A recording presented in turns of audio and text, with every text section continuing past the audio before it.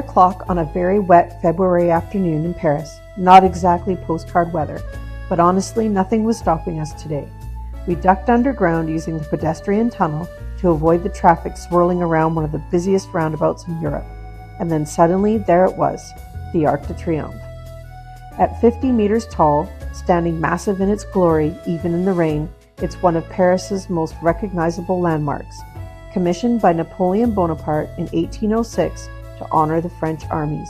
The scale hits you first, the details keep you there. Before heading up, we took time outside, the sculpted reliefs, the engraved names of generals, and beneath it all, the tomb of the unknown soldier, with its eternal flame burning every night since 1923. Quietly powerful, even on a gray day. With rooftop access pre-booked, we started the climb, and yes, it's a workout. Nearly 300 steps into the tight spiral staircase, passing through a small museum tucked inside. Then the payoff. A raised viewing platform wraps around the top, protected by safety fencing, but still perfect for photos. Despite the rain, the views were spectacular. The Eiffel Tower brushed by cloud, the Champs-Élysées alive with traffic, and way off in the distance, Sacré-Cœur watching over Paris from Montmartre.